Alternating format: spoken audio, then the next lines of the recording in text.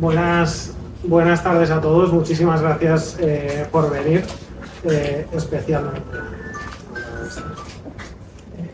especialmente a Juan Félix Huarte, vicepresidente de la Fundación, y a todos los socios aquí presentes, que son algunos que sois nuevos socios de la Fundación. Para un poco enmarcar este diálogo y esta sesión, ya hemos hecho muchas antes con algunos ilustres invitados, pero antes de que Andreu pueda presentar a Paula, hacer dos consideraciones breves, ¿no? La primera es que nunca había sido tan fácil llamarse demócrata como hoy, y probablemente la democracia liberal nunca había estado tan amenazada como ahora, ¿no?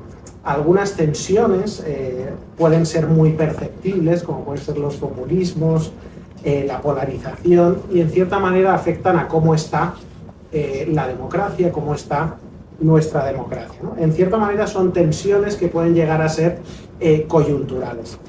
Pero hay otras tensiones que de cierta manera erosionan lentamente nuestra democracia, como puede ser el debilitamiento de los contrapesos, la colonización partidista de las instituciones o la desafección ciudadana. Estas son las más peligrosas, porque afectan a cómo es nuestra democracia. Son tensiones que se convierten en cierta manera en estructurales. Y nosotros podemos cambiar cómo estamos, podemos irnos al armario, cambiarnos de ropa y estar de otra manera, pero difícilmente podemos cambiar cómo somos. Y la democracia, tal como la conocemos, está cambiando de forma estructural. Llegando a los medios de comunicación, el primer aviso casi siempre es un aviso un poco discreto. Un ejemplo en este sentido es lo que ha sucedido con la libertad de información en nuestro país. Y los pasos son sencillos. El primero es el ahogo financiero y el segundo es la estigmatización. Ahogo financiero, ¿por qué? Porque yo puedo llamar a un medio de comunicación pseudomedio o decir que esos medios no son buenos, entre comillas, y que algunas empresas que financian esos medios dejen de financiar, sin olvidar de la publicidad institucional, y que algunos de los principales anunciantes de este país, como puede ser Telefónica, han pasado a estar controlados por el gobierno. Y el segundo es la pura estigmatización, que es minusvalorar, decir que algo no es de una calidad que debe, decir que, en cierta manera, un medio de comunicación no es un medio de comunicación. Ante esto, Hirschman lo denominó la represión de la voz. Y cuando llega a esta situación hay tres posibles salidas. La primera es la lealtad hacia el gobierno, hacia quien promulga esas ideas. La segunda es la salida, en cierta manera tirar la toalla. Y la tercera es alzar la voz. Decía Hirschman que favorecer la voz no es cosa sencilla. Sus costes son normalmente superiores a los de la salida, a los de tirar la toalla, en términos de tiempo, esfuerzo y dinero. Y de esto sabe mucho nuestra invitada de hoy, que es Paula Quinteros. Así que le voy a dar la palabra a Andreu para que pueda presentar en profundidad a nuestra invitada de hoy. Bueno, muchas gracias, Albert. Muchas gracias a todos por vuestra asistencia a este curso que ya enfila la recta final. Nos queda esta sesión y la próxima del lunes 16. Esta sesión, de hecho, es aplazada porque tuvimos el día que estaba programada la asistencia de Paula, tuvimos el apagón. De hecho, no pudimos ni desconvocar. Yo me quedé a 3 minutos de llegar a Atocha en tren, que se convirtieron en 4 horas y media de confinamiento después de evacuación hasta un Madrid distópico, en fin. Pero no hemos querido que el apagón nos impidiera el placer de tener a Paula con nosotros, y por eso lo hemos pospuesto el día de hoy. Así que os agradecemos a todos el esfuerzo de haber venido este lunes caluroso ya realmente veraniego. Paula Quinteros es editora y CEO de The Objective. Es una persona que tiene una trayectoria periodística profesional muy interesante, creo que poco conocida, más allá de lo que es su actual responsabilidad y su actual actividad dentro del mundo periodístico español, que de alguna manera ha convulsionado con la creación de The Objective. Cumple ya 10 años, aunque en realidad los más activos han sido los últimos 6 o 7, ¿verdad? Tal como se conoce el periódico ahora. Es una persona con una gran experiencia en su América natal, digamos, es medio argentina, colombiana, también ha vivido y trabajado en Venezuela, pero se ha criado en Brasil. Por tanto, tiene una perspectiva muy amplia y muy rica de lo que está pasando en Occidente y en muchos aspectos muy ilustrativa para nosotros de lo que son los retos que están sufriendo las democracias liberales en todo Occidente. Ella ha vivido ya cosas que nosotros estamos ahora sufriendo en España y que de hecho creíamos que no podríamos sufrir nunca dentro de la Unión Europea, y por eso su testimonio dentro de este ciclo dedicado a la opinión pública del siglo XXI va a ser tan enriquecedor, y por eso queríamos que estuviera aquí. Hemos tenido hasta ahora a periodistas, a filósofos, ensayistas, especialistas en cuestiones de comunicación, pero no habíamos tenido una editora, y creo que ya hay pocas figuras que se puedan comparar a la de mi querida Paula Quinteros, que es de alguna manera un perfil antiguo, como digamos de editor antiguo, pero dentro ya del ecosistema del mundo digital. Por eso va a ser tan interesante poder hablar con ella de todos los asuntos que hemos ido de alguna manera hilvanando a lo largo de todo este ciclo y que se han ido acumulando, y a la que invitamos ahora, a Paula invitamos ahora a que nos dé su opinión, su punto de vista, su perspectiva de todo ello. Yo quisiera empezar pues un poco con esa trayectoria a la que me refería, cómo tú, Paula, llegas a hacerte cargo, a comprar un medio como The Objective y transformarlo, ¿verdad? Desde ya una experiencia previa en el periodismo, y cuál es, digamos, tu reto, tu ambición a la hora de querer intervenir en el mundo de los medios de comunicación españoles. Gracias, Andrés. Y gracias a la Fundación, a los patronos y a ti especialmente, Albert, porque es la segunda vez que además me tiene la Fundación, y agradezco a todos los que me han colocado 2 veces en la agenda y espero que sea productiva. Y sobre esa experiencia, bueno, lo más importante es que no quiero intervenir en nada, en la última parte. Sobre la parte interventora no hay ninguna intencionalidad. Yo creo que hay una vocación hacia la función social del periodismo. Sí hay una vocación ya natural en mi personalidad de observadora, de carácter observador. Fui hija única por muchísimos años. Como contaba, viví en muchos países, pues tuve que aprender cosas, idiomas. Pues bueno, veía un poquito la vida como una película, ¿no? Desde afuera, como le pasa a muchísimos niños. Pero sí son, yo creo que son personalidades que se forman, digamos, y que de alguna forma bueno, indican, ¿no?, qué tipo de profesión puede llevar, ¿no? A la medicina quizás no se me da muy bien, pero había una vocación científica en mí, que también está allí un poquito en el periodismo, ¿no? Pero lo del observador y lo crítico estuvo. Yo una vez tuve la oportunidad de conversar contigo y te contaba que yo llegué muy pequeño a Brasil cuando comenzaba la democracia, y que, vamos a decir, que aprendí a hablar bien cuando empezó la democracia en un país. Entonces esos conceptos de democracia, institución, muy resaltados, ¿no?, en la televisión, en los diálogos, en la familia, en las mesas, pues yo los escuché. Me imagino que es algo parecido al que vivió muy joven la transición en España. Entonces son procesos que yo creo que marcan, ¿no? Entonces es verdad que hay ciertas cosas que para alguien están más, lo tiene más en la sangre. Luego sobre la experiencia que decías, pues tuve la oportunidad, aunque lamentablemente el contexto no fue favorable para el país, que me dio esa oportunidad de estudiar parte de mi carrera y ejercer y dar los primeros pasos, que fue Venezuela. Pero bueno, vamos a hablar voy a ser egoísta y voy a poner la lupa en mí un segundo para tratar de explicar cómo eso se transforma en mi labor de editor, ¿no?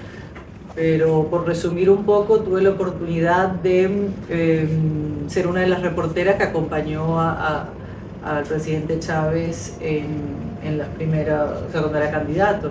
Entonces, conocer a un presidente que cambia, como pasa a algunos que están aquí, conocer a un presidente o a una persona que luego cambia el rumbo, ¿no?, de nuestras vidas completa, tiene un impacto. Entonces, ese impacto comprendes cómo algo realmente puede afectar a la sociedad y cómo puede afectar a millones de personas, ¿no? Y cómo si una persona, un colectivo alrededor de esa persona realmente puede cambiar el destino de millones. Entonces, digamos que esa capacidad observadora, más la vocación, más el interés por el periodismo, pues al unirse eso, pues va haciendo un poco el deseo, quizás, ¿no?, de comprender mejor y hacer que otros también puedan tener ese ejercicio o facilitar ese ejercicio, ¿no? Aunque siempre ese ejercicio no viene de un solo agente, ¿no? Ese ejercicio yo lo necesito hacer con todos los editores, tanto de España como del mundo, ¿no? Porque en ese ejercicio pluralista no vale un solo editor, ¿no? Valemos todos, si valen todos los periódicos.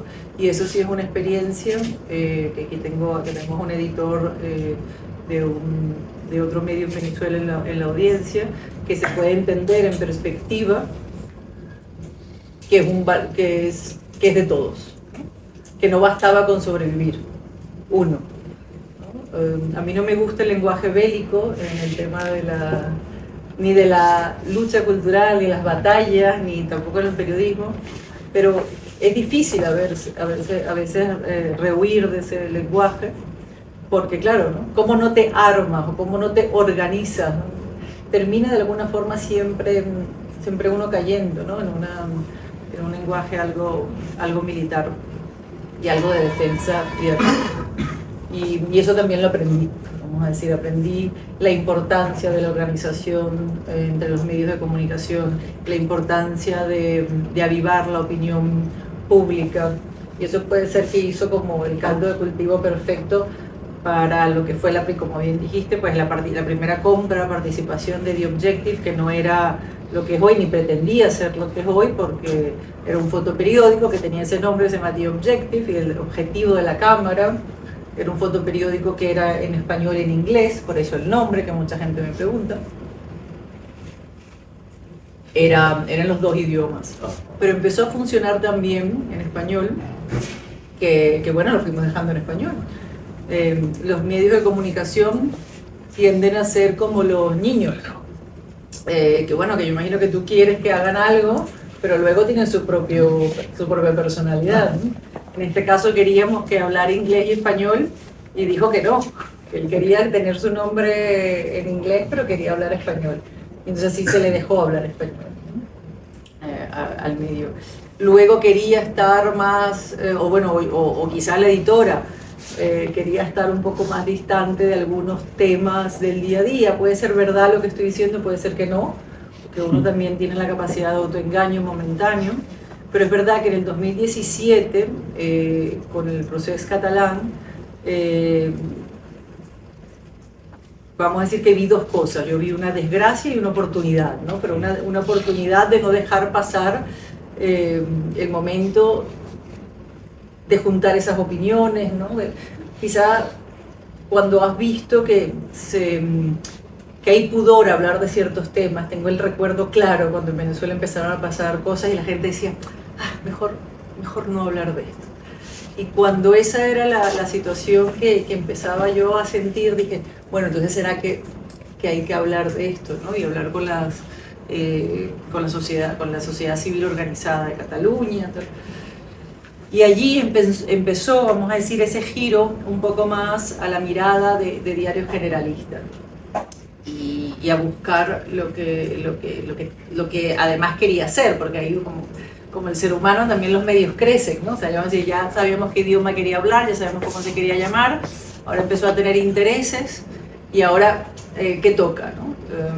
Y bueno, un giro hacia esa búsqueda de ser ese diario generalista, no dejando de lado al joven, porque una de las cosas que siempre nosotros hemos hecho como empresa es no abandonar ser atractivos para un público más joven. Cuando digo un público más joven no me estoy refiriendo solamente al público de 18 años, porque Cuando algunas personas, adultos me incluyo, decimos a los jóvenes no les gusta leer, nunca les ha gustado. A ver, siempre ha sido un grupo, y si alguien aquí leía joven, pues era también una minoría comparado con sus compañeros.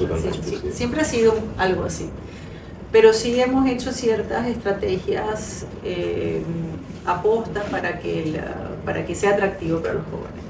Y dicho esto, y valga la promoción, el autobombo que vamos a hacer, es el periódico con el promedio de audiencia más joven del país, ¿no? O sea que ha funcionado. Y eso me gusta, porque eso sí es uno de los objetivos que yo tenía, o sea, objetivo cumplido, ¿no? O sea, qué maravilla, ¿no? Que hay algunos jóvenes que lo están leyendo. Y sobre la parte del periodismo, bueno, en un medio que fundé en Venezuela con un equipo maravilloso, si logramos, bueno, además del trabajo diario, porque el trabajo es fácil resumirlo en premios y en menciones, pero eso no es cierto, ¿no? Pero es verdad que son buenos resúmenes, o sea, es fácil resumir, ¿no? Pero sí, es un equipo, pues 4 equipos distintos han ganado 4 premios de la Sociedad Interamericana de Prensa, pues hablando de temas muy fuertes como el hambre, haciendo una cobertura muy cruda de lo que fueron las manifestaciones de Maduro y esos asesinatos a jóvenes que protestaban en su santo derecho, también casos de corrupción donde empresas como Odebrecht se aprovecharon, pues, de contratos con el gobierno y bueno, un desfalco absoluto, y otros fotoreportajes también interesantísimos, o sea, un grupo, vamos a decir que años y años, este año se cumplen 20 años de mi primera aventura como editora, y yo creo que he sido coherente, vamos a decir, con los temas que me han interesado, con los temas que he tocado, y The Objective es un producto un poco más sofisticado, en lo absoluto personalista, pero que sí responde a esas inquietudes, a la voluntad del servicio público y a lo que me he estado preparando. Si te respondo. Sí, estupendamente. Sí, una pregunta rápida, Paula. Has hablado de los inicios del Prusés un poco como detonante y comparativa entre lo que estaba pasando en España y lo que había pasado en Venezuela anteriormente. No sé si ahora podrías ver más similitudes. Sí, bueno, yo creo que las similitudes no son tanto... Yo entiendo que puede causar mucho rechazo cuando cualquier persona que viene de Venezuela simplifica y le dice a alguien, esto ya lo vivimos, y pueda causar o asombro, o también dice, bueno, la reducción. A ver, normalmente esa sabiduría, yo te diría, popular, viene de algún lugar, ¿no? Nadie se embarca a decir algo así porque lo está diciendo. O sea, sí le resuena, sí le rima. Yo creo que en lo que puede haber similitudes o sea, no las veo, fíjate, las veía más en aquel momento en cuanto a la opinión pública, ¿no? En cuanto no se hablaba, no se emitía más opinión. Ahora las veo menos. En la gente, lo que sí se ve es más, bueno, algo más de libro, ¿no? Pero que no solo es Venezuela, también son otros países y están en la historia y se han repetido. Yo no creo que el señalamiento de la prensa, el señalamiento a jueces, el descrédito al otro, ¿no? Yo creo que eso es bastante de libro, de manual, que no solo se ha visto, solo se ha visto en muchos libros. Sí, mi pregunta iba un poco también en esa línea, porque has hablado del sentido de la institución, ¿no? De haber crecido interesada por esa cuestión, ¿verdad? ¿No? Interesada por la política en un sentido amplio y complejo, ¿verdad? Y a veces tengo la sensación que en España, hablando, yo mismo nací justo cuando empezó la democracia en España, en el año 77, y muchas veces hablando con gente de mi generación o con gente más joven, mucha gente da por supuesto, digamos, ¿no? que la calidad de las instituciones o la propia existencia de las instituciones está prácticamente garantizada, ¿no? Es algo completamente indestructible. Y tú, viniendo, como has dicho, has hablado de tu experiencia con Chávez, de acompañar desde el principio, de ver su transformación y por tanto de ver la degradación de todo un país, ¿no?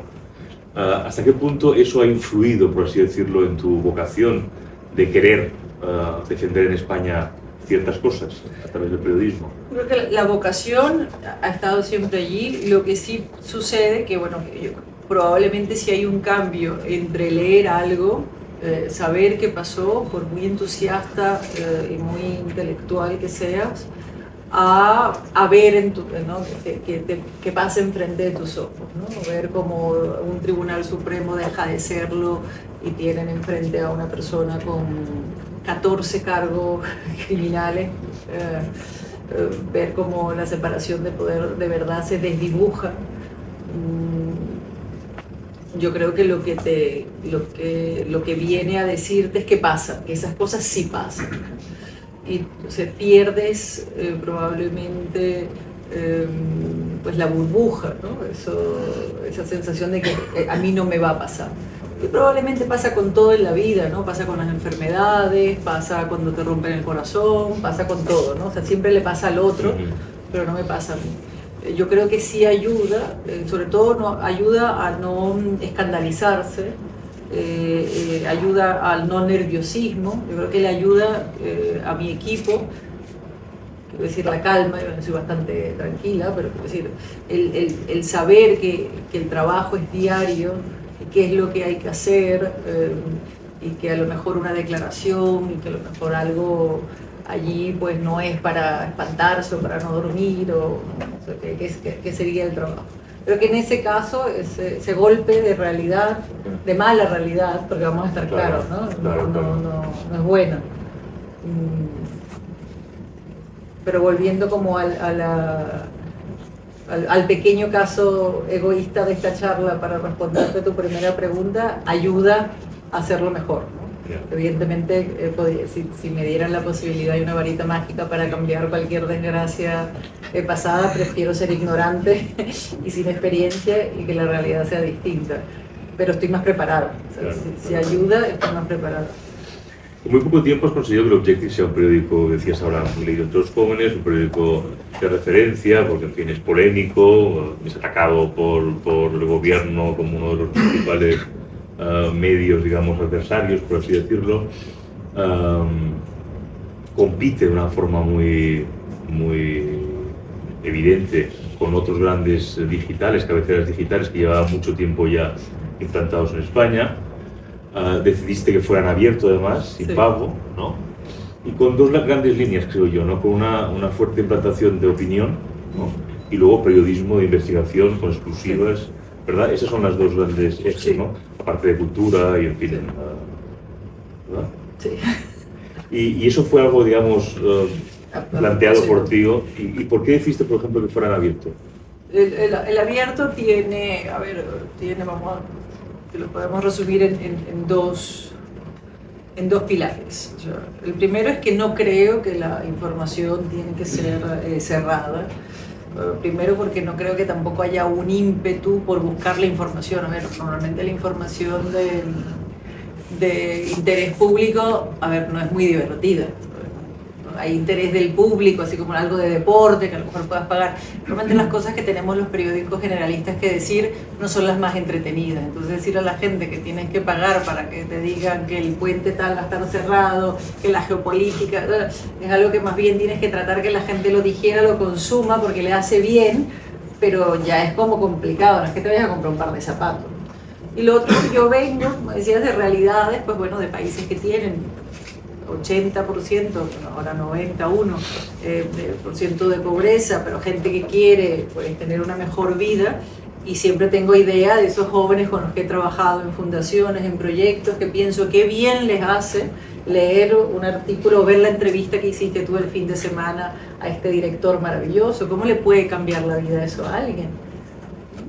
A lo mejor que dice, es que uno puede estudiar para ser director de música, es que uno puede, o lo mismo que hice por darte el protagonismo a ti, pero las entrevistas que estás haciendo con Sabater sobre lo fundamental de la vida, la muerte, el amor, pues cuánto puede eso nutrir. Y yo tengo bueno, hay tantas historias, quedémonos con las tuyas, que yo creo que eso tiene que ser gratis. Luego es que también está la idea de que pensamos que 10, 7 euros, aunque ahora están vendiendo los periódicos las suscripciones por 1 euro o 50 céntimos, pero vamos a decir, la idea de pagar, se nos hace sencilla la matemática, pero es que no todo el mundo tiene 7 euros al mes. Hay gente que se piensa un menú un día y el otro no está muy claro si lo puede o no comer. Cerca de la casa donde vivo hay un comedor social. Y bueno, yo cada vez veo gente mejor vestida allí que un plato de comida. Un menú en Madrid está en torno a los 12 euros. No sé si es información de consumo generalista, no quiero decir que alguien que haga otro tipo de tema, pero el mío, por ejemplo, si yo consigo un mejor modelo de negocio, ¿por qué no lo voy a hacer? Ese es un pilar. El otro pilar es que no estoy de acuerdo con las suscripciones y financieramente no estoy de acuerdo y estoy dispuesta a ponerme con cualquier financiero de estos de periódicos, el que se le ocurrió por la primera vez el New York Times y todo, con boli y los números verdaderos de todos los periódicos, porque tuve acceso a las suscripciones de Le Monde y de todo, y que me digan honestamente cuántos suscriben, cuántos desuscriben y a cuántas personas tienen en la sala de suscripción. Yo prefiero pagarle a unos periodistas que estén haciendo su trabajo que a telemarketing que estén tratando de conseguir 2, 3, 4 euros por mes de una persona. Mi cliente no es el lector. Y además, yo creo fuertemente, bueno, y esto viene que cuando tú cierras cualquier cosa, cuando le pones puertas al campo, pues no lo puedes vender. Es decir, yo vendo a las grandes empresas pues mis 5 millones de usuarios únicos al mes, eso es lo que yo vendo. Le digo a la gente, esto es lo que yo tengo con un promedio de lectura de 6 minutos y lo puedo comprobar, y aquí está la gente y me leen en estas ciudades y me leen en estos países, que yo realmente tengo un muro de pago. Eso disminuye, pero disminuye a qué costo, de verdad eso me compensa. Pues yo lo que prefiero tener un mejor equipo comercial, pues que llegue a más empresas, porque viene, yo digo, del segundo pilar, digamos la base, que es la empresa, y yo que soy una persona pro empresa, creo que el empresario es uno de los más interesados en que las instituciones existan. Y además que tiene que hacer publicidad, porque la mayoría de las empresas hacen publicidad, pues muy bueno, muy bien, nosotros los medios hacemos esas dos cosas. Yo te puedo hacer la publicidad y puedes vender tu producto, pero además te ayudo en esto. Quizás te ayudo más que el autobús, pues es visible, bueno, el autobús sirve para muchas cosas, mal ejemplo, pero bueno, el cartel en el edificio, o sea, hay muchas formas de hacer publicidad. Yo te doy una publicidad con doble utilidad. Esa venta me parece que yo puedo invertir mi tiempo y mi esfuerzo y tener un equipo para hacer esa venta. La otra venta me parece limitante, o sea, que limita al chico con pocos recursos para leer, limita al anunciante de tener mejor alcance y además limita a una persona que me podría leer pero le da pereza porque ya tiene una suscripción aquí, una suscripción así, me dice pues mejor no lo leo y se pierde el placer de ver tu entrevista el fin de semana. Y además cuando es una pieza poco ficticia, porque cuando hablo con gente muy joven, nativa digital, lo primero que me enseña es cómo leer el periódico sin pagar, porque bueno, es facilísimo, por otra parte, se puede hacer en un momento. Una pregunta al hilo. Vi que se hizo una, no sé si llamarlo acción de marketing, de hacer The Objective en papel. ¿Esto se plantea ir más allá o es una acción puntual? No te puedo decir. Bueno, en principio son cosas que hacemos un poco para quitar allí la vida, el nombre, funcionan muy bien, pero eso será eso un día, será otro día otro formato, volveremos, iremos, pero no nos vamos a atar, o sea, atarnos a la periodicidad de un papel, no lo vamos a hacer.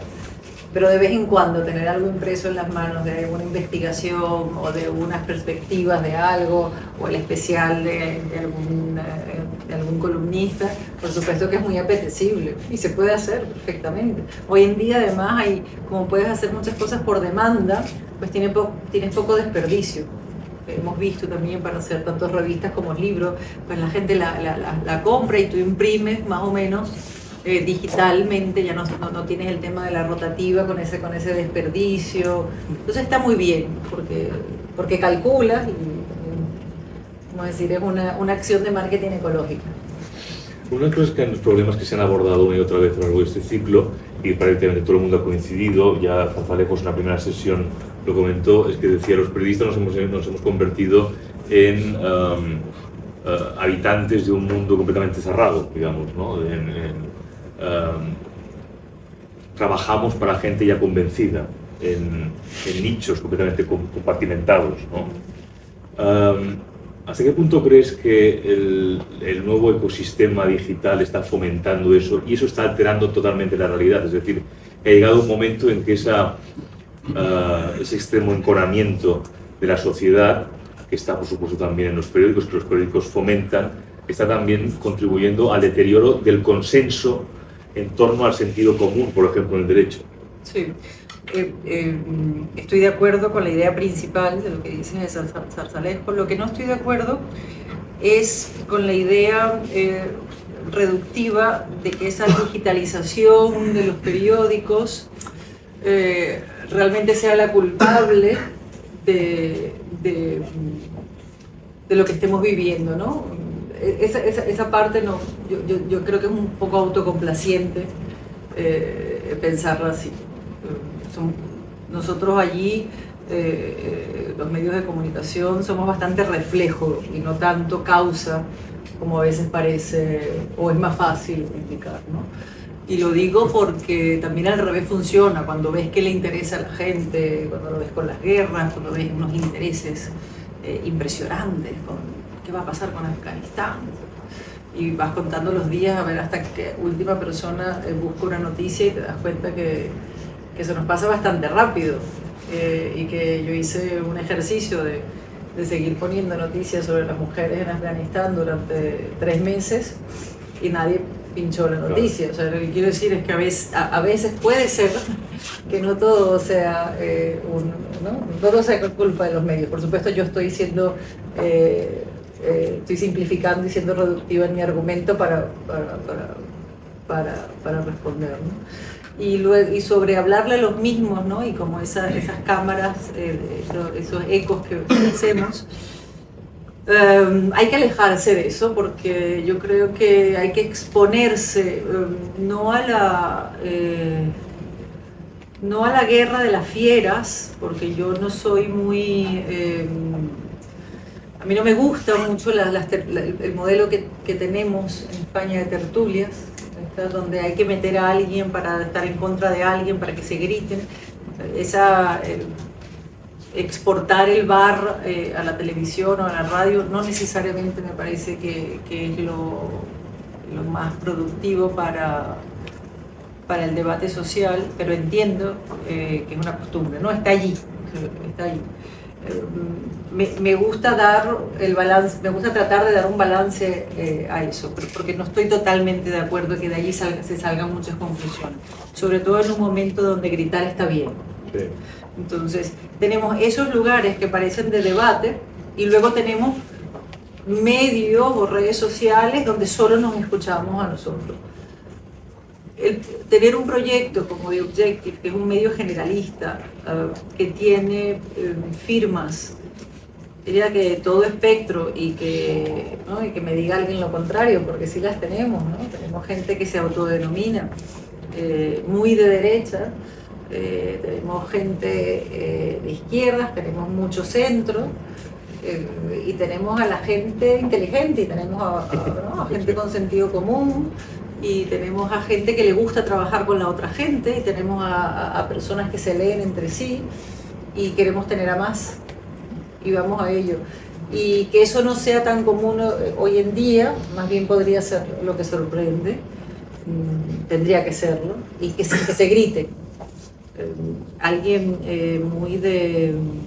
muy versado en el mundo de los periódicos me decía que era una aberración que el día después del discurso inaugural de Trump teníamos un artículo que decía a favor de Trump y el otro se llamaba en contra de Trump. Y lo mejor de todo es que no fueron mandados a hacer. Es decir, no fue el director de opinión que los mandó a hacer, llegaron así. Y el editor dijo, bueno, ¿por qué no los vamos? O sea, llegaron así, ¿no? Y se ponen, ¿no? Eso no es así, ¿no? Los periódicos tradicionales. Me pareció divertido. Y luego, fíjate que la gente, eso, menos vamos a decir experta en periódicos, más joven, tal, lo vio como una maravilla. O sea, y lo leyó y estaba, cada uno dio su opinión con mucho respeto, tal. Pero es verdad que hoy en día quizás pensar, o por lo menos yo pensar, en un periódico que solo le hable, pues, o la idea de unos y los otros no lo veo. O sea, no me gusta ni siquiera, es que no sé cómo formular la frase, porque me niego a pensar en los unos y los otros. Pues que de hecho lo digital acaba un poco con los unos y los otros. En este país estuvimos muchos años con dos periódicos básicamente que se disputaban el enfrentamiento político. Pero lo hacían medianamente bien. Sí, pero digamos, eran los dos grandes periódicos y luego había otros también importantes, pero estaban un poco a su alrededor, digamos, en torno a esas dos grandes esferas ideológicas, pero ahora hay muchísima más competencia, pero ahora más variedad. Hablamos, yo veo en algunos clips que ves en las redes sociales de programas de televisión, porque no veo la televisión, pero sí veo los pequeños clips que salen a veces en Twitter, y dice, sí, porque los tuyos, pero que ya dicen los tuyos, quiero decir, ya es algo que se habla. Entonces, a mí eso sí me sorprende, quiero decir, ¿no? Eso es bastante nuevo, es decir, los tuyos. Ya, pero los tuyos, no somos los tuyos. Verdaderamente me llama la atención. Me gustaría pensar que no le estoy hablando a los míos ni a los tuyos, o en dado caso me gustaría pensar que los míos son cualquier persona que quiera leerme bien. No, y en ese sentido, por ejemplo, otra, digamos, aunque no es una cuestión programática en absoluto del Objective, ni ha sido una intención, creo yo, por tu parte, digamos, así como muy deliberada, pero a nadie se le escapa que una parte del viejo país ha pasado al Objective, incluso de la vieja guardia, ¿no? La dirección, Antonio Caño, Cebrián, en fin, alguien que fundó el país como Fernando Savater, que es una de las firmas más leídas en el periódico. Pero no solo ellos, digamos, que son los nombres, digamos, más visibles y que más resuenan, sino un filósofo como José Luis Pardo, por ejemplo, que es una persona que no se dirige en absoluto a un público ideológicamente determinado, ni muchísimo menos, ¿no? Pero que de pronto ya no podía publicar en el país y que ahora tiene allí una tribuna, ¿no? Sí. ¿Y eso cómo lo has vivido tú, digamos? No, el país, también el mundo, pero el mundo es algo más nuevo en algunas cosas, pero a ver, el país, el PRISA fue una de mis escuelas también. O sea, el país es parte de la formación de muchos de los periodistas que conocemos y de la formación nuestra como lectores. Nos gustará menos o más el país, pero el país estaba en nuestras vidas. Entonces, a ver, no es que en The Objective de pronto aterrizaron 5 personas del Confidencial, ¿sabes? O sea, no es como robarse 5 personas de un periódico que tiene 20 años, ¿no? Es decir, que personas que han sido parte de la élite, porque bueno, ¿no?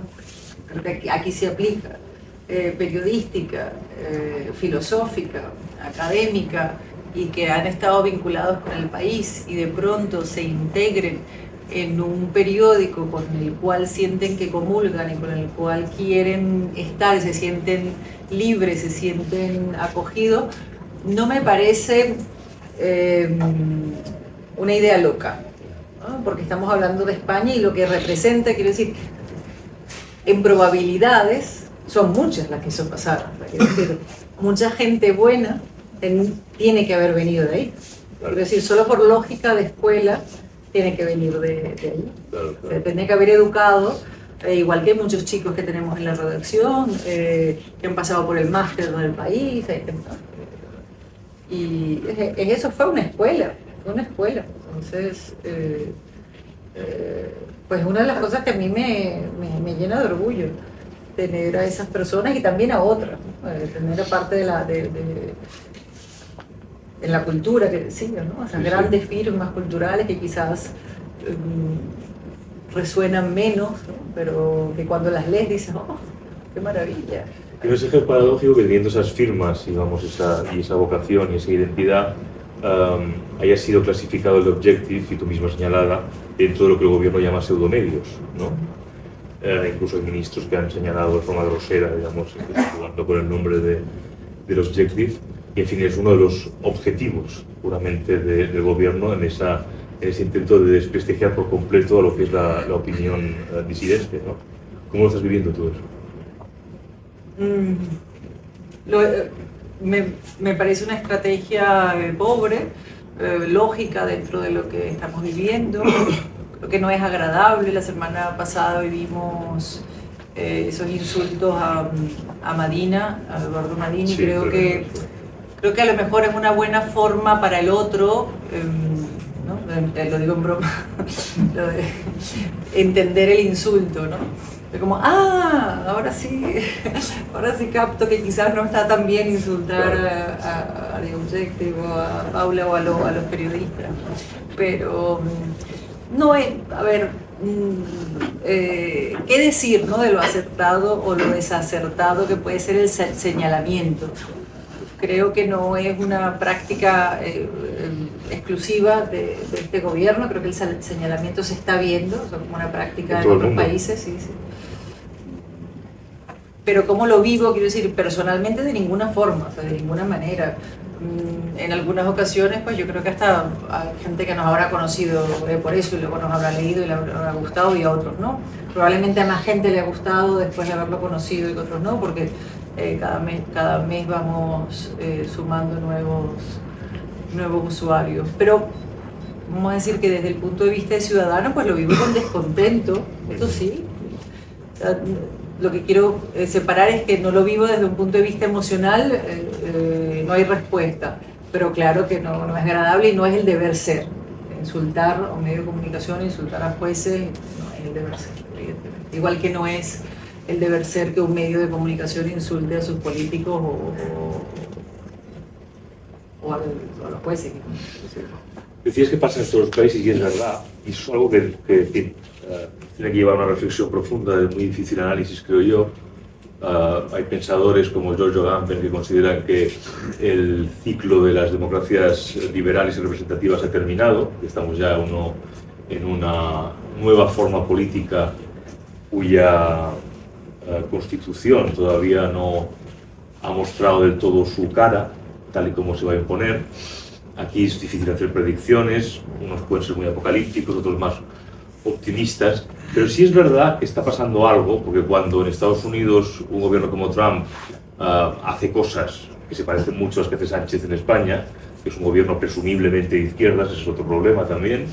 Has hablado antes de tu experiencia o de tu impacto de lo que fue el procés en Cataluña. El procés en Cataluña es algo que ha sido asumido por la izquierda, entre comillas, cuando en realidad se trata de un movimiento profundamente reaccionario, cuando se analiza de verdad. Pero, y volviendo a uno de los motivos que inspiraron este ciclo, que es el centenario, más o menos el centenario que se publicó en el año 22, de la opinión pública de Walter Lippmann, ese clásico del periodismo, donde Lippmann decía que uno de los problemas de las democracias es que la opinión pública, por así decirlo, se ha ido de madre y había creado una serie de estereotipos y la democracia no estaba preparada para ellos, ¿no? Y que de pronto los países estaban volviendo ingobernables. Hablando del año 22, claro que luego vino una experiencia de totalitarismo que le dio la razón de alguna manera, y que la única solución, decía Lippmann en ese momento, era formar élites suficientemente preparadas como para poder gobernar de alguna manera las sociedades. Bueno, eso que también fue en España un poco la apuesta de Ortega, el propio Ortega lo vivió el fracaso en sus carnes. Ahora no podemos, yo creo que ingenuamente no podemos replicar esa receta, pero ¿cómo verías tú, digamos, si te atreves al menos, a hacer un pronóstico de lo que está pasando o lo que pueda pasar a corto o medio plazo con las democracias representativas y qué papel todavía puede jugar el periodismo ahí? Creo que el papel del periodismo es el que puedo darte una respuesta que a lo mejor te complazca, porque es difícil, por supuesto. Lo que te decía antes, mi trabajo es el de observador, ¿no? Y tratar de dar estas diversas opiniones y diversas investigaciones inclusivas para que la gente pueda pues, ellos, ¿no? Entender un poco más el mundo. Yo trato de deslastrarme de esa pretensión porque si no es una trampa para el propio medio, ¿no? El yo hacer una predicción de ese tipo estaría en contra de mí, ¿no? No digo que sea un papel pasivo, pero es el papel del editor, que a veces es duro también porque tienes que tener una distancia con el día a día, que a veces, bueno, tienes la tentación de querer estar más allí, pero no debes, ¿no? Y creo que es algo que tanto el director Álvaro del Nieto como yo hacemos muy bien, ¿no? Una suerte de muralla china entre un tema más informativo. Pero es cierto que mirar hacia la democracia liberal y ver algunos riesgos que podamos estar allí teniendo y que podemos hacer, claro que sí, vamos a decir, es parte del trabajo, ¿no? Lo que viene a cuento en ese aspecto podría ser la verdad. O sea, ahora la verdad tiene una importancia política importantísima. Antes parecía que bastaba con darle la espalda a la verdad, ¿no? O sea, como si algo es verdad pero no me gusta, te aislabas un poco y te ibas a un cuarto y te encerrabas y casi que decías otra cosa. Ahora, el estar viendo que el cambio de la verdad al relato y que te ufanes de no decir la verdad, claro, esto es un escenario bastante nuevo y en donde los medios sin querernos hemos visto que somos protagonistas. Y luego dice, pero ¿cómo luchas con esto? Si yo estoy dando unos hechos y diciendo la verdad, y es que tú luego con la verdad vas y dices lo contrario.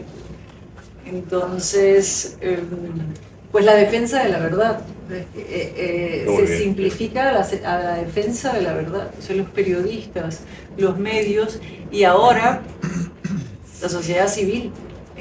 Es que nunca es más importante la sociedad civil con los medios, porque la verdad, la que tú descubres en una exclusiva, la que tú descubres en una trama, la que tú dices algo que de alguna forma estaba oculto y tenía que haber un ser humano, porque eso la inteligencia artificial todavía no lo hace, ¿no? Estar ahí escondido detrás de un escritorio buscando información, pero normalmente la verdad el público la sabe, o sea, la gente sabe la verdad, ¿no? Y sabe la verdad en esa idea de la verdad y la bondad, ¿no? Esa como noción un poco más filosófica de la bondad cerca de la verdad. Y yo creo que es ahí, en ese entretejido de la sociedad civil con las instituciones y con los medios de comunicación, donde hay que hacer una defensa a la verdad por su interés vital, por su interés político y por el interés interesado en la democracia liberal. Estupendo.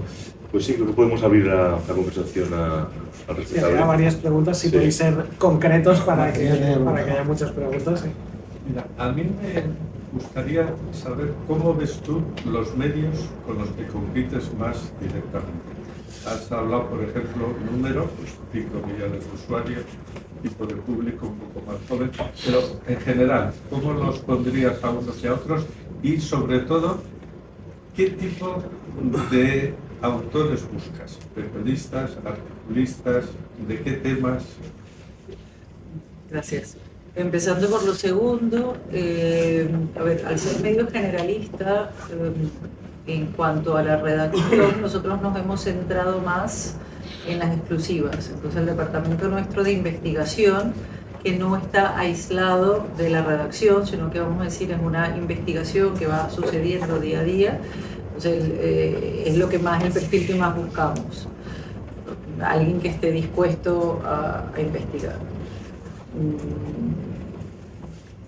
Luego en los colaboradores, lo que tenemos opinión, pues tenemos opinión política, opinión económica, opinión cultural. Son las tres. Y dentro de esas varias divisiones.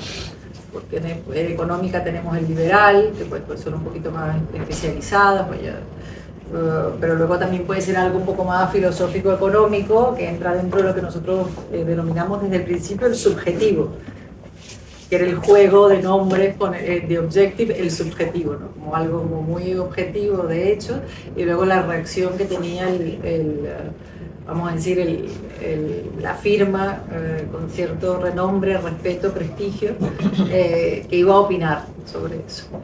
Y bueno, queremos los mejores, ¿no?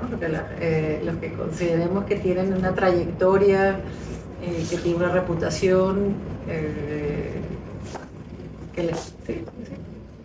Sobre todo eso. Y lo primero que dice es la comparación. Para mí es muy complicado definir, porque sobre todo te diría que quiero que sean como que conserven lo bueno que tienen, que sean más fuertes y mejores, y que no se rindan ante cualquier vicisitud económica o presión política, porque necesitamos muchos y mejores medios. O sea, que esto que nosotros hacemos creo que no va tanto de competencia, sino que va de complemento. Y para mí de eso se trata. O sea, yo trato de mejorar y tener un muy buen producto que sea viable financieramente, que pueda emplear satisfactoriamente a mis empleados, a los periodistas y a los colaboradores, que pueda tener un ambiente ameno. Y me miro mucho a mí. O sea, a mí me toca mucho mirar, pues, a mis finanzas, a mi imagen, y a los otros, pues hay cosas que me gustan de cada uno. O sea, me parece que el Confidencial hace un trabajo estupendo en investigación, que tiene, vamos a decir, módulos de información diversificada que nosotros no soñamos en tener porque el tamaño es completamente distinto. Pues abordan temas de salud, de vivienda, de empresa, me parece estupendo. Entonces, cuando hay cosas específicas me encanta ir a ellos. Me parece que está muy bien lo que está haciendo el debate. Hay un par de autores que me encantan, trato de leer allí a todos. El Mundo siempre ha sido un periódico donde encuentro, pues, esa firma amiga, a la cual a veces dice, qué bueno, ¿no? Qué bien esta columna. Pero yo como producto, vamos a decir, que no los desgloso y no los miro y no los ataco como el enemigo, sino que lo que si te diría algo es eso, ¿no? Que me gustaría que fuese lo mejor que pueden ser, porque lo que necesitamos son medios sanos para lo que viene. ¿Otra pregunta? Sí. Yo tuve la verdad que fue, lo tendría que calificar como fortuna a pesar de cómo terminó. Los últimos años de Juan Luis Cebrián como director del País, como presidente del País en los últimos años, yo fui consejero de Prisa y estaba un poco preocupadísimo de la línea que empezaba a alumbrarse en el seno de Prisa.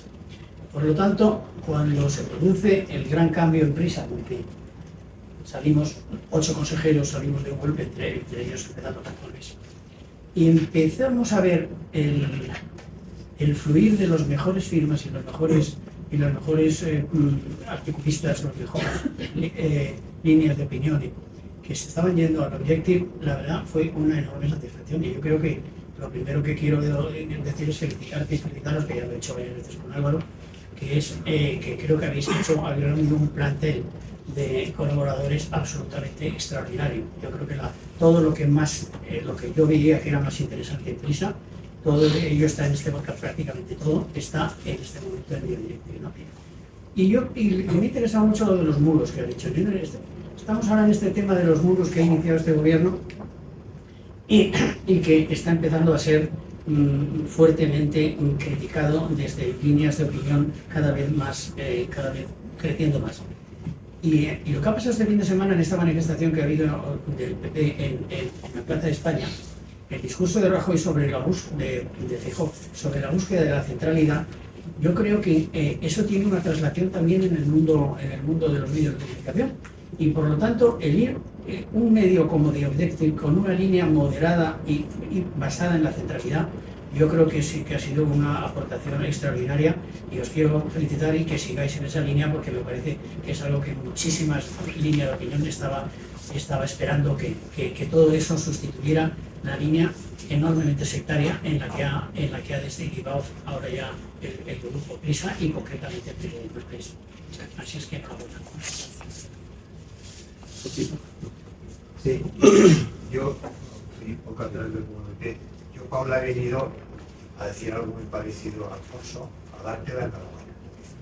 a eso, darte la enhorabuena a ti y a Álvaro por lo que estáis haciendo, defendiendo la democracia y el derecho a la libre expresión. Yo creo que lo mejor que se puede decir de vuestro periódico es que si al presidente se le preguntara, oye, un medio que quisieras que desapareciera mañana, ya sabemos.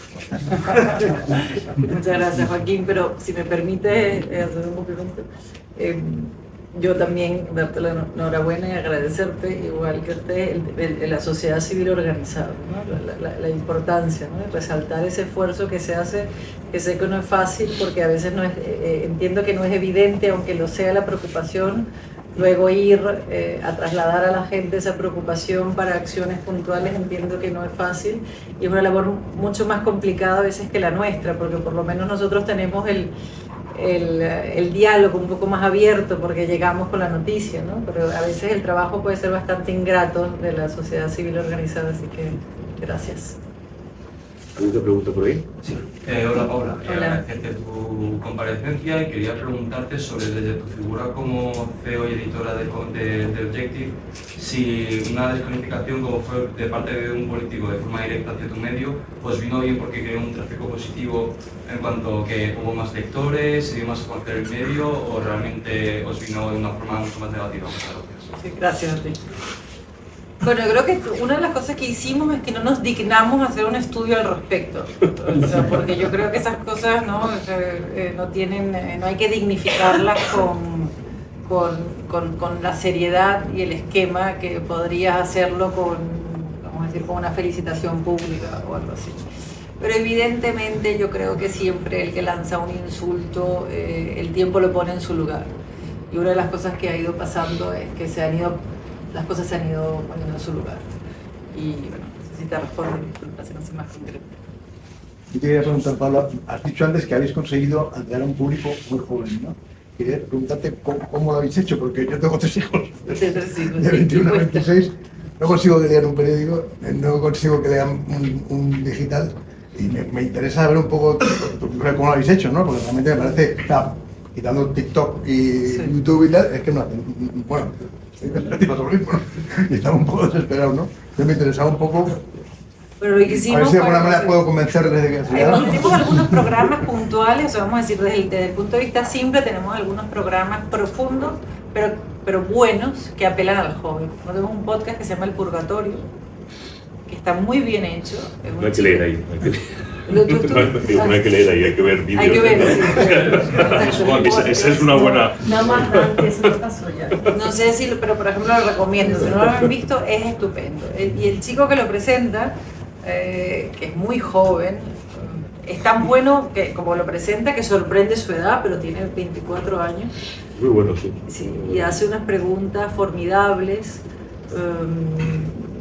A ver, pone a veces ahí en entredicho ahí al entrevistado, pero gusta mucho al joven, ¿no? Y lleva personalidades del fútbol, presentadora, pues, también algunos políticos, pero ese tipo de formato ayuda. Y un poco lo que decía antes, la verdad es que conseguir que todos los jóvenes lean un periódico es muy complicado. Yo tengo la idea, un poco por lo que veo, es que el que estudia periodismo, política, filosofía en la universidad, bueno, es el que lee el periódico. Si son chicos de intereses más más financieros o más científicos, ¿cuándo empiezan a leer el periódico? Pues empiezan a leer el periódico alrededor de los 26, 27 años, cuando tienen que sentarse con el jefe, cuando tienen que ir a una cena, y cuando alguien les pregunta, ¿y qué te parece lo que pasó el otro día? Y entonces ahí empiezan a leerse algo las noticias. Entonces empieza como una presión social. Ya tenemos esperanza. Entonces tiene 2 o 3 años para... Entonces ahí está eso, es decir, porque si pensamos en la época, por eso digo, hacer un poco de autocrítica, en pensar que los que somos muy afines a los periódicos y nos gusta la prensa y nos gusta leer, que nuestros compañeros no todos leían, ¿no? Y que después a lo mejor leyeron o nunca van a leer. Leían muy pocos ya, entonces. Eso pasa, siempre, bueno, pero estos programas ayudan. Y al principio lo que sí hice fue una estrategia durante los primeros años de tener temas algo más juveniles, que fue una estrategia que yo la llamé oculta, o sea, quiero decir, no fue pública, en Generación Z, y que era para tratar de atrapar a ciertos perfiles mientras estaban en el colegio y que nos acompañaran. Y funcionó.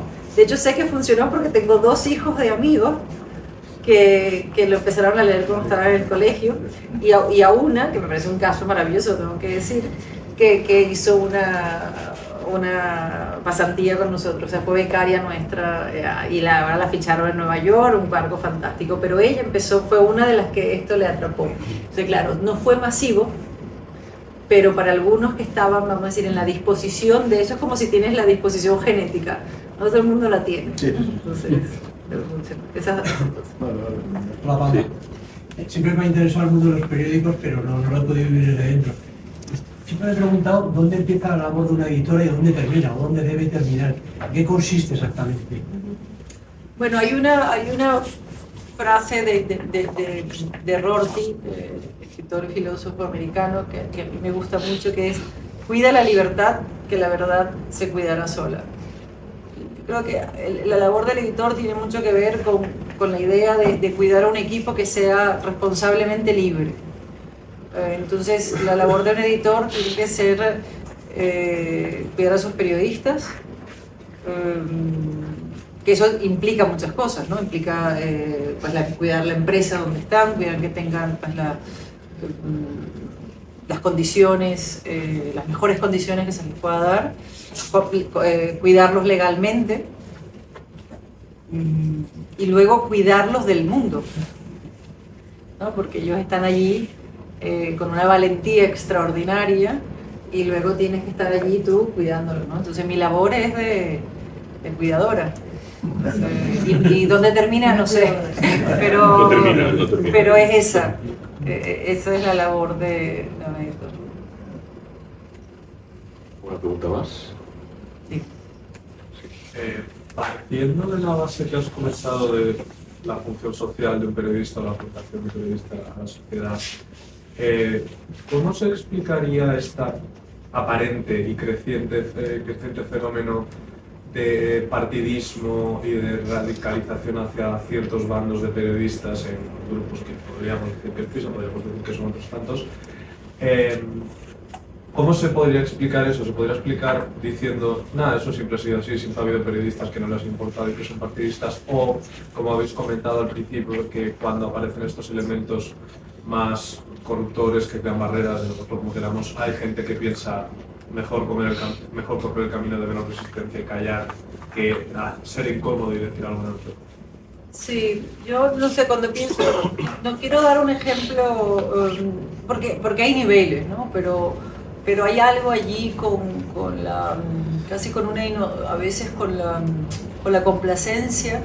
Pasa algo cuando hay gobiernos que abusan un poco de su autoridad, o vamos a decir que no tienen a la opinión pública crítica, o esa opinión pública crítica no tienen su más alta estima. Pasan como sucesos que están dentro de la banalidad del mal, ¿no? Que yo no sé cómo mágicamente se esparcen y hacen como que algunas personas sean algo como obedientes, ¿no? Y luego no se dan cuenta del daño que están haciendo, y es como si los despojan de su capacidad crítica, y hacen algo, pero que yo me imagino que si luego les preguntas, pero ¿por qué tú has dicho esto, escribiste eso? Y dirán, no, bueno, yo creo que dirán como, no lo sé, estaba cumpliendo órdenes, ¿no? Sí. O no cumpliendo órdenes, o me parecía que era lo que estaba pasando. Entonces, no, o sea, ahí la historia se repite mucho, ¿no? A veces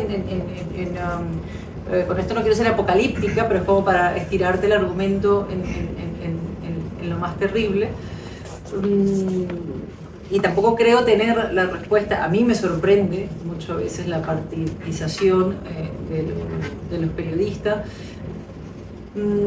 Tengo el recuerdo vivo de tener reuniones cuando todavía era, vamos a decir, ejercía como director en The Objective, y yo tengo una manera como un poco más agresiva, divertida de ser cuando estoy con los periodistas, que es diferente quizás a la que están viendo ahora, y de pronto les decía, ¿a quién le votas? Y tú, no sé qué tal, así como para... Me acuerdo que tu música... Y yo le decía, bueno, lo importante aquí es como vamos a hablar abiertamente, porque a mí me interesa un montón si le votas a Podemos, y me interesa un montón si le votas a Vox, porque así podemos hablar y nos contamos un poco las cosas. Eso no va a influir en la noticia, no va a influir en la línea editorial, pero también nos despojamos un poquito de la hipocresía, ¿no? Pero eso pasó ayer. Hoy en día estamos más en los unos y los otros, ¿sabes? Entonces eso ya, claro, eso se hace muchísimo más pesado y los ambientes se hacen pesados y luego hay gente que te quiere y otra que te odia. Eso es bastante nuevo, o sea, para mí yo lo estoy viviendo. Yo tenía un poco la idea de lo que era ser más una periodista. Yo no entendía porque mi carrera, pues yo había estado muy cerca de la izquierda toda mi vida, pero no sé, me gustaba vestirme muy bien, o yo pensaba que me vestía muy bien, no sé, o la gente pensaba que yo me vestía muy bien, no lo sé, pero porque yo sé la historia por lo que cuenta la gente, pero la gente dice, bueno, pero como tú eres muy de derecha, y yo dice, pero ¿por qué me dicen que yo soy de derecha? Y me decía, bueno, no sé, por los zapatos debe ser.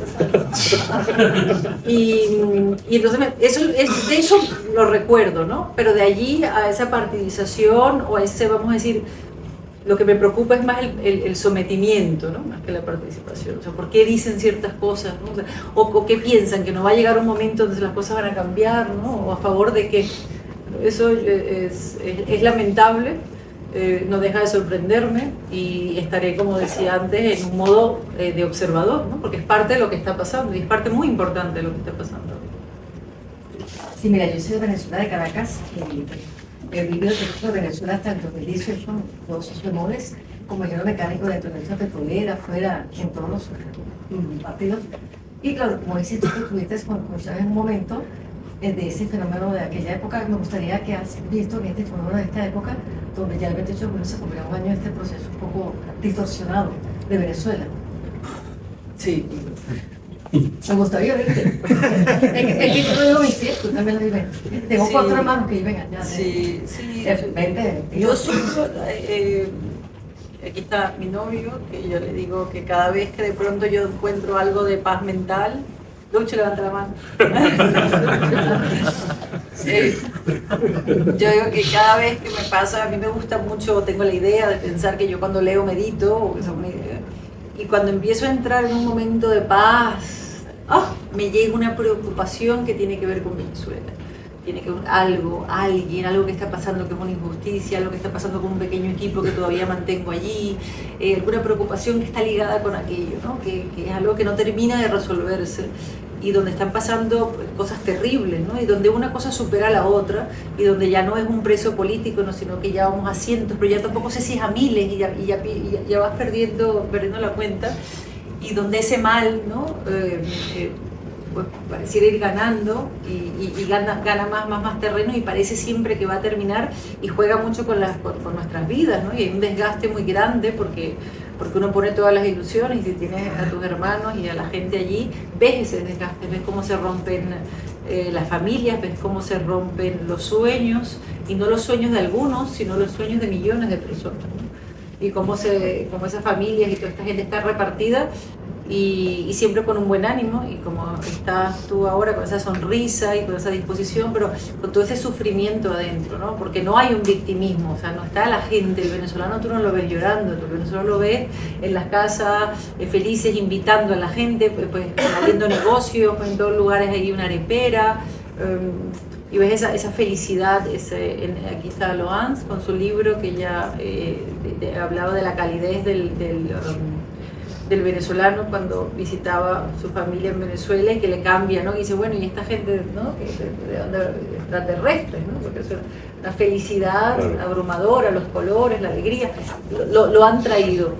Pero para mí sigue siendo incomprensible, ¿no? O sea, dentro de esa observación, ahí sí, lamentable, o sea, a mí me ha cogido la emoción, o sea, a diferencia de esa suerte de frialdad que trato de tener en el oficio diario, Venezuela es algo que ya sobrepasó eso y ya pasa a ser parte de mi emoción y de mi sufrimiento. Yo sufro a Venezuela todos los días de mi vida. ¿Y tú que viviste esa transformación de Chávez, cuando estás aquí en España, estás viendo similitudes con lo que está pasando ahora en España? Yo veo similitudes en acciones autoritarias y en cosas que no nos gustan, que pasan, y que por eso la historia rima, pues, en algunos temas, pero no veo similitudes vamos a decir, en una sociedad desintegrada. Entonces yo creo que ahí es importante, por eso es importante que no bajemos la cabeza, y que siempre, con cualquier gobierno y con cualquiera, ¿no? Lo digo en general, pero allí estamos hablando de otro contexto, ¿no? Estamos en un contexto con una pobreza y con una falta de educación, lamentablemente, pues son distintas las condiciones. Aquí pues, es otra gente, ¿no? Entonces, pero claro, por supuesto que cuando alguien te dice lo que tú decías, ¿no? Que alguien te decía que se parecía, claro que algunas cosas se parecen. Pero insisto, se parecen con Venezuela y se parecen con muchos otros países. Claro, muchos otros... es que decimos que venimos del futuro. Eso es lo que dicen y te dicen. Y ahora con el futuro y la IA, pues somos como la IA. Hola Paula, ¿qué tal? Soy David. Yo quería preguntar dos cosas de temas diferentes. Bueno, primero, valorar la defensa que haces de la pluralidad, creo que es muy importante. Yo también la comparto. De hecho, a veces me gustan diferentes periódicos que generan periodistas diferentes. Bueno, primero por retomar el punto del conflicto que hay entre, más que conflicto de si os podéis haber sentido atacados por el gobierno, de hecho que hay, no sé si tú has mencionado antes que habéis estado viviendo en Argentina, y me acuerdo, me queda un poco lejano, pero la lucha a muerte que había entre el grupo Clarín y el gobierno de los Kirchner, que físicamente les querían ahogar, les cerraron, no podían imprimir en papel.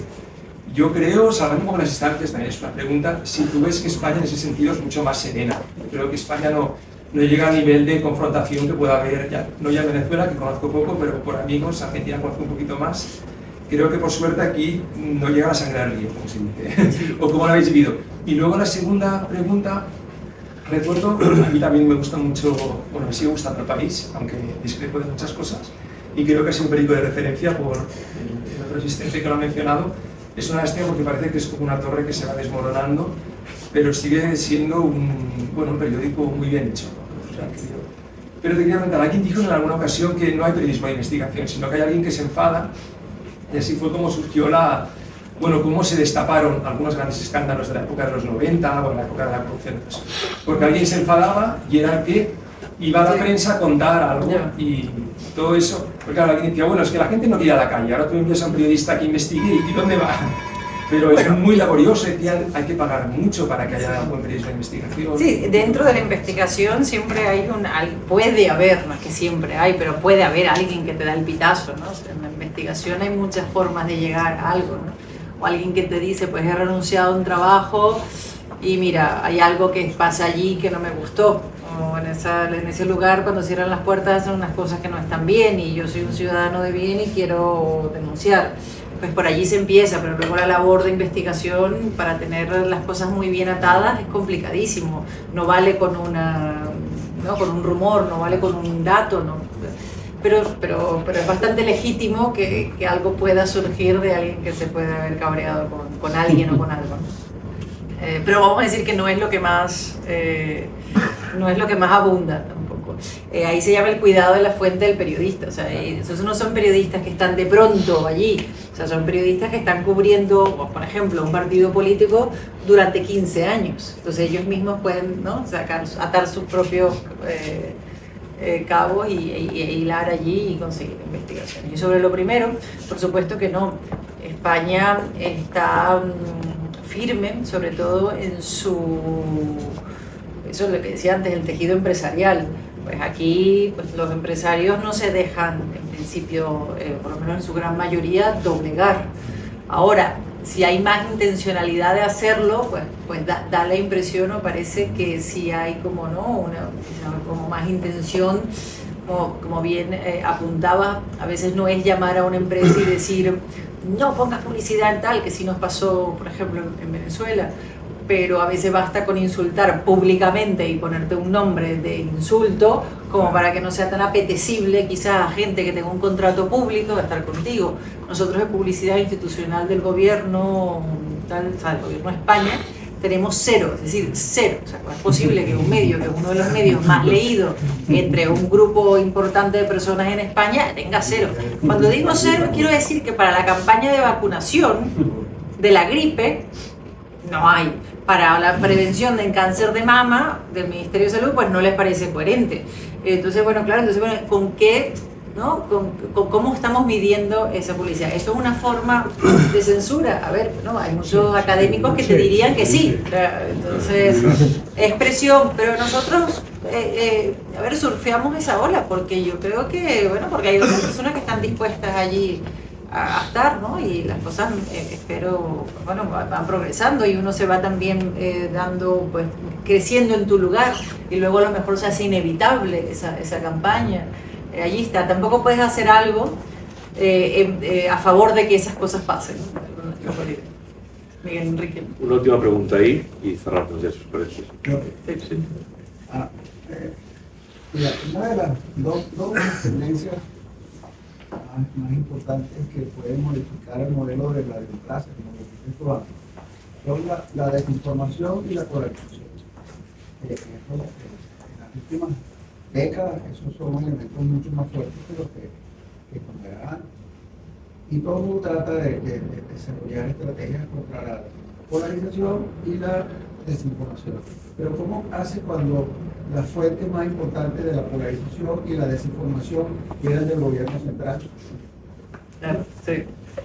Aquí la ventaja que nosotros, todavía, no estoy siendo fatalista, o sea, pero quiero decir, tenemos, es que en España y el gobierno de España permite, porque evidentemente estamos en una democracia bastante madura, el acceso. O sea, a ver, el papel quizás no es el más agraciado, el que estamos viendo de nuestros políticos, pero nosotros estamos allí, o sea, nosotros tenemos a nuestras personas en la Moncloa, nosotros nos vamos de viajes oficiales, o sea, quiero decir, nosotros estamos allí, nosotros vamos al Congreso, nosotros vamos al Senado, y entonces también, ¿no? tenemos ojos también, ¿no? Tenemos ojos para decir, aunque alguien esté diciendo lo contrario. Ese problema, es decir, lo que lo sufrimos es con el absurdo de lo que decía antes, es que hoy en día no es que no digas la verdad, sino que te ufanes de decir la mentira, ¿no? Entonces eso es muy complicado para el periodista, porque por supuesto un periodista no tiene el poder de un cargo ministerial o de un presidente, entonces claro, es complicado verte en una posición para el periodista. En ese sentido de desinformación, pues hay que hacer muy bien el trabajo y cada día mejor, o sea, atarlo de la mejor manera, pero tenemos el acceso, ¿no? Algo que sí en Venezuela se dificultó porque lo que quitaron además es el acceso. Entonces claro, tienes la desinformación, tienes al otro, pero ya no podías pasar, de aquí tú no puedes pasar y se habla poco, pero claro, tú la información la tienes aunque no gustes al otro, pero si estás invitado, pues tú estás allí con tu agenda. Entonces, en ese sentido, eso lo tenemos. Y lo otro que decías de la polarización, pues bueno, ¿cómo la luchas? Bueno, una de las cosas que lo hacemos es perdón por lo repetitivo, pero con el tema de la pluralidad de nuestra plantilla y de nuestros colaboradores, sin hacerlo a peso, porque eso es una cosa también que sería, ¿no?, burda, ¿no?, es decir, vamos a poner un poquito de la gente de aquí de tal y vamos a ver que esté bien nivelado, que es a veces el trabajo que se hace en estas tertulias que no me encantan, pero sí tratamos de que sea variado la experiencia del usuario en cuanto al pensamiento crítico que recibe, personas que puedan tener una diferente visión, pero que entendemos que tiene una buena voluntad hacia su ciudadanía, a su país, y un respeto a las instituciones y a unos valores básicos que los tenemos allí, que son nuestros principios y valores, que es nuestra defensa a pertenecer a la Unión Europea, etcétera, etcétera. Pues antes de dar la palabra a Andreu para que cierre, quiero dar dos avisos rápidos. El primero es que en esa mesa hay unos libros que son de libre disposición, o sea, os podéis llevar uno o los que queráis. Son para difusión, o sea, cualquiera os lo podéis llevar. Y el segundo es que nos quedan 2 actos presenciales para finalizar este curso académico, por decirlo así. Uno es este viernes, tendremos la última sesión del seminario de pensamiento que organizamos junto a la Fundación Ortega Marañón con Fernando Vallespín para hablar de Maquiavelo y su influencia a día de hoy, que es notable. Y el próximo lunes tendremos la última sesión también del ciclo de opinión pública con Ramón González Ferri, que es periodista del Confidencial y también ensayista. Nada más, Andreu, simplemente dar las gracias en nombre de CLAC a todos vosotros por asistir a esta penúltima sesión. Invitaros a la próxima el lunes que viene con Ramón González Pérez, que es columnista del Confidencial, y por supuesto dar las gracias a querida Paula por habernos acompañado y por esta espléndida charla. Gracias. Gracias.